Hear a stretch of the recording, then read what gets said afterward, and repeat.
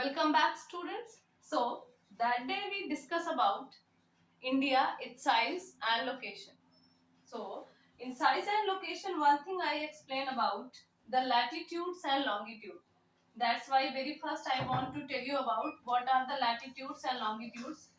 Yes, students, suppose this is our Earth, okay,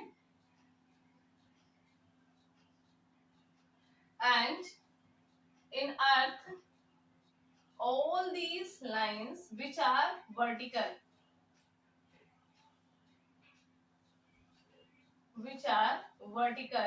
these all lines are called longitudes. How many longitudes are there?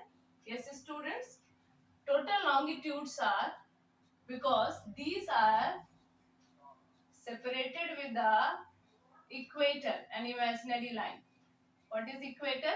An imaginary line. So these are separated with an imaginary line, equator. That's why these longitudes are 360. How many longitudes are there? 360. Okay. And how many latitudes? Longitudes, sari lines top to bottom, north to south, are called the longitude. They are 360 in numbers. Okay. And all these parallel lines from east to west, these all are the latitudes. Okay. So longitudes,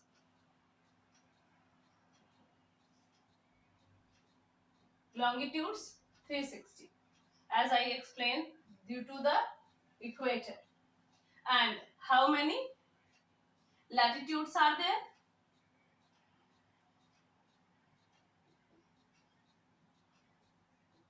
There are 180 latitudes.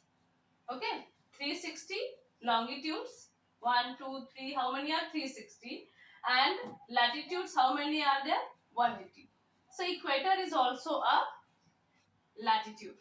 So what is the role of latitude, longitude, students? Maximum time there is a confusion.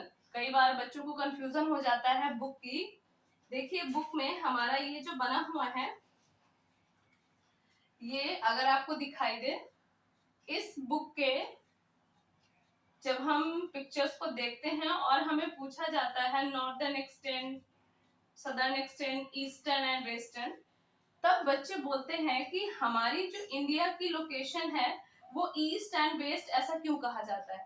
तो देखिए ये जो longitudes हैं ये हमारी अर्थ के longitudes and latitudes हैं. तो इंडिया की लोकेशन अगर ये इक्वेटर से साउथ नॉर्थ ईस्ट में जाता है, यहाँ पे इंडिया लोकेटेड है, तो ये इंडिया की लोकेशन कहाँ पे जा रही है? ईस्टर्न में. आप यहाँ पे देखिए ईस्टर्न कॉर्नर है, तो इसीलिए ईस्टर्न कॉर्नर में होने की वजह से जो एक्सटेंट हमारा दिखाता है 68 डिग्री, ये देखिए 68 डिग्री 7 मिनट, जो इंडिया का हमने मैप में दिखाया हुआ है कि इंडिया का जो ईस्टर्न एक्सटेंट है 68 डिग्री 7 मिनट ईस्ट. मतलब जैसे हमने आपको बताया कि 68 डिग्री 7 मिनट, ये लाइन जो है इसको मिनट पढ़ते हैं.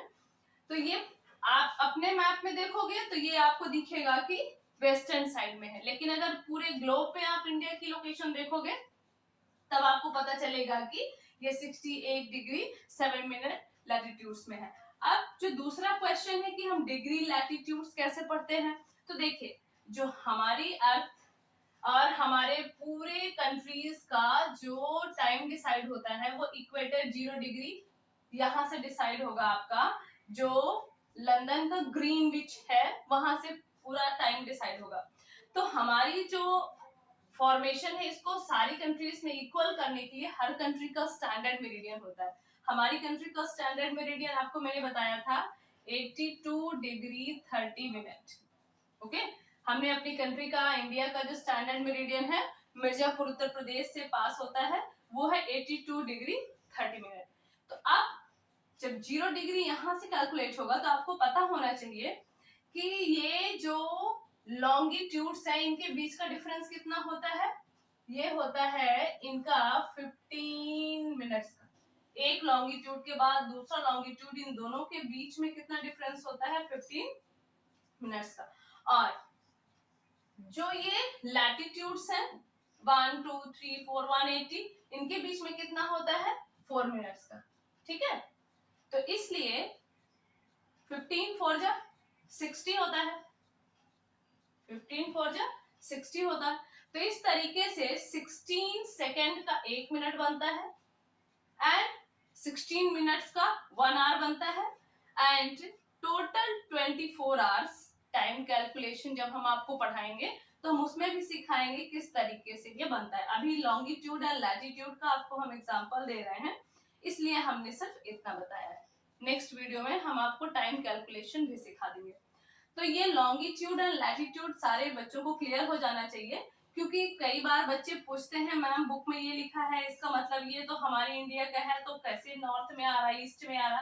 तो ये आपको मैंने इक्वेटर पे दिखाया कि हमारे इंडिया जस्ट यहाँ पे लोकेट है ग्लोब में, आप देखेंगे तो इसके अकॉर्डिंग ये ईस्टर्न पोजीशन पे आता है।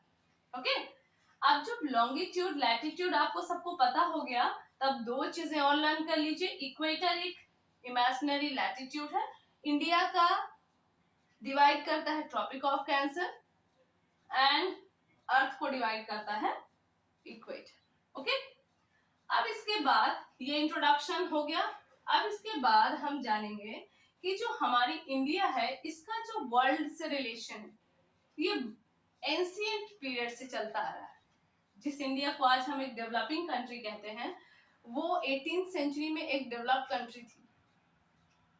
अब डेवलप क्यों है कहेंगे आपकी ब्रिटिशर्स ने इसको तो स्लेव बना के रखा था, क्योंकि यहाँ पे सारी चीजें अवेलेबल थी और यहाँ से बिजनेस होता था। सिल्क रूट आपने पढ़ा होगा कि इंडिया से स्पाइसेस, चाइना से सिल्क एंड उनकी जो पोर्सलिन चीनी मिट्टी के जो बर्तन होते हैं उनका वहां पे ट्रेड होता है। तो इंडिया का एक कल्चरल रिलेशन है पूरे वर्ल्ड में। तो सिल्क रूट के थ्रू इंडिया इन सारी चीजों को चाइना वर्ल्ड में ट्रेड करता था। तो एक क्वेश्चन ये भी बनता है कि what is the cultural importance of India. तो इंडिया के वेद, उपनिषद ये सारे ही कंट्रीज में फेमस है।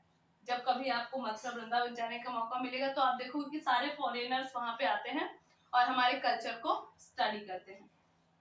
ओके, तो अब जब हमें इंडिया की थोड़ी सी लोकेशन पता है, टाइम कैलकुलेशन हम आपको कल बताएंगे, तो थोड़ी सी और इंफॉर्मेशन गेन कर लेते हैं कि जो हमारी इंडिया है इसकी वैल्यू पूरे वर्ल्ड में बिजनेस लेवल पे क्या थी। ओके, तो बिजनेस लेवल पे आपको पता होना चाहिए कि जो ब्रिटिशर्स थे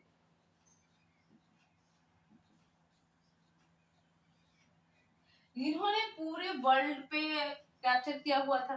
तो इंडिया को एक सरप्लस कंट्री बनाते थे कि यहाँ से चीजें, ये इंडिया अगर है, ये देखिए, तो ये इन्होंने इंडिया से चीजें ली और फिर ये सारी चीजें दूसरी कंट्रीज को, चाहे वो चाइना हो चाहे वो अमेरिका हो, सारी कंट्रीज को ऐसे देते रहते थे इंडिया से। इंडिया को देना तो कुछ है नहीं बिकॉज इंडिया स्लेव कंट्री है, बाकी जहां से वो बिजनेस चलाते हैं, चला रहे हैं। तो इंडिया का ये कल्चरल इंपॉर्टेंस में आप एक पॉइंट हुआ। दूसरा पॉइंट, हमारे वेद उपनिषद, हमारे जो वेद हैं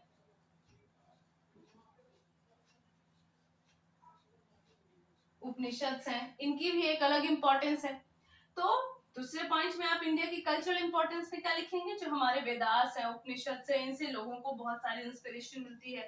that's all students for today, and next thing I will discuss in the next video. So good day.